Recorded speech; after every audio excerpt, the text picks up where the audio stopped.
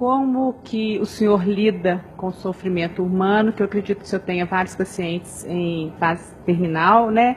Principalmente com relação aí à espiritualidade do senhor, como é que o senhor conduz isso aí, pessoalmente? Quanto à espiritualidade, Débora, eu não trabalho essa parte mesmo de jeito nenhum, porque eu sou ateu desde criança. E brigo sempre pelo direito de ser ateu. Porque eu tenho respeito por todas as pessoas religiosas que têm essa espiritualidade ligada a Deus, etc. Eu respeito todas, de qualquer religião. Pode ser crente, pode ser católico, espírita, eu tenho total respeito, respeito verdadeiro mesmo. Porque eu sei que eu pertenço a talvez menos de 1% da população mundial. Agora, esse respeito que eu dedico aos outros, eu quero que dediquem a mim também. Eu também tenho o direito de dizer, olha, a crença religiosa não me atrai, eu não consigo acreditar. Eu tenho uma formação científica, eu acho que eu acho que eu tenho que encontrar uma explicação para a vida, e eu acho que a explicação para a vida, que a evolução dá, que a vida tenha surgido na Terra por acaso, e tenha evoluído por competição e seleção natural, me encanta muito mais, e chegou ao homem, com essa complexidade, com o cérebro que nós temos, por acaso totalmente, porque se não caísse aquele meteórito em Yucatán, que exterminou os dinossauros, nós não existiríamos simplesmente. Os mamíferos que conviviam com os dinossauros eram pequenos roedores que viviam em tocas, assustados. Não dá para um bicho do nosso tamanho sobreviver com dinossauros na vizinhança. Os dinossauros foram embora, azar deles, sorte nossa que pudemos aparecer. Eu acho tão mais maravilhosa essa concepção da vida como absolutamente natural do que a concepção da vida com um ser superior, com uma varinha mágica, que diz, agora aparece o homem, agora aparece a mulher. Mas eu acho que outros pensam o oposto de mim, encontram mais beleza do outro lado. Eu tenho total respeito. Eu acho que nós, ateus, começamos a sair dos armários hoje. Hoje temos coragem de dizer isso que eu estou dizendo. E os ateus, até hoje, as pessoas que não acreditavam, que não tinham essas crenças, eram tidas sempre como pessoas imorais, pessoas de mau caráter, pessoas fora do pensamento religioso, que era o único pensamento que enleva o homem. Não é verdade. O homem pode se levar com pensamentos que não tem nada de religioso. Drauzio, eu queria tocar no assunto mais polêmico da atualidade, né? Que é a questão da condenação da excomunhão e do aborto daquela criança de 9 anos. E, apesar de já saber sua posição, eu queria que você manifestasse. Muito obrigado, meu filho. Olha, eu fiquei muito revoltado com essa história.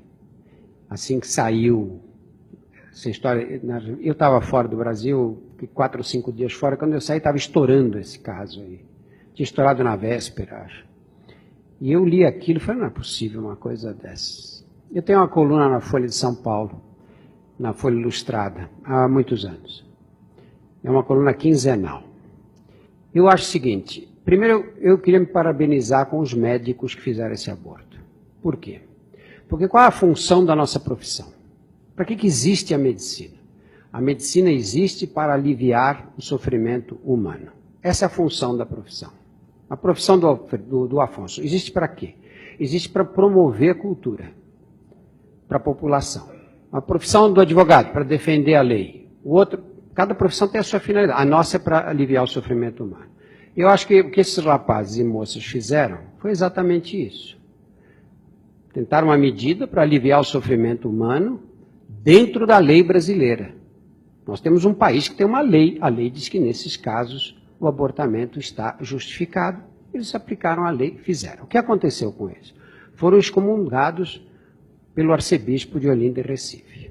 Não apareceu uma associação médica, um conselho regional de medicina, um conselho federal, para dizer, olha, esses moços não erraram, eles fizeram o que está na lei, ponto. Não apareceu ninguém. Não apareceu um político que fizesse qualquer comentário a respeito do sucedido. Falou o presidente da República, falou o ministro da Saúde, que são 2 pessoas mais ou menos independentes nessa área. Mesmo assim, com comentários cautelosos. Eu acho que a igreja fez o que sempre faz. A igreja é muito coerente. Os católicos é que são incoerentes.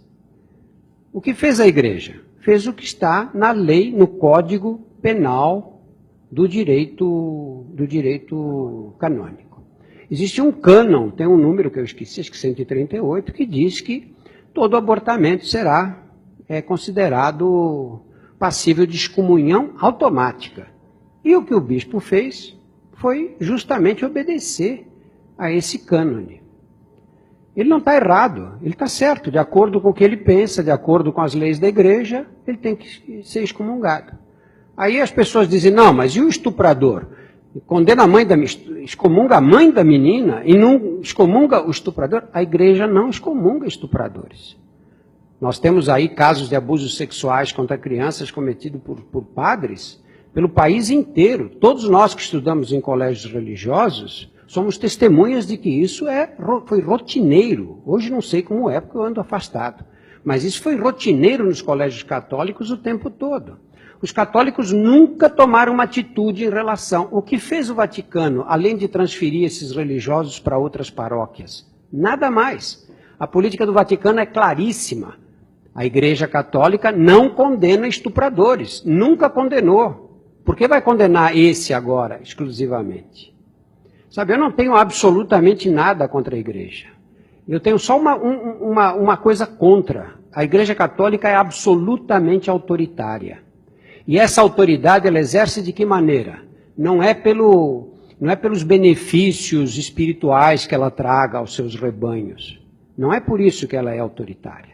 Ela é autoritária porque ela domina os políticos. Político nenhum tem coragem de desobedecer a igreja. Político nenhum, de nenhuma cidade pequena, grande, média, de qualquer canto do país, quer ficar mal com o padre ou com o bispo da região, porque ele tem medo de não se eleger.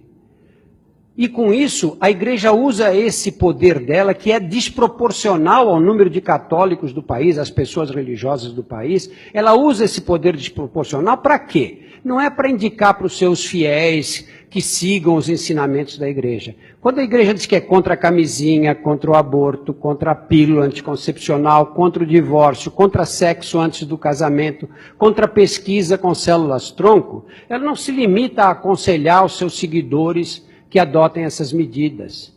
Ela quer impor essas medidas para todos nós que podemos não concordar com elas. Que direito têm esses senhores de querer impor as medidas que eles acham corretas e que eles defendem dizendo que é a palavra de Deus, que eu gostaria de saber onde se acha escrita essa palavra, para a gente poder ler, para ter uma ideia. Como é que foi escrita à mão? É um fax? Foi um e-mail?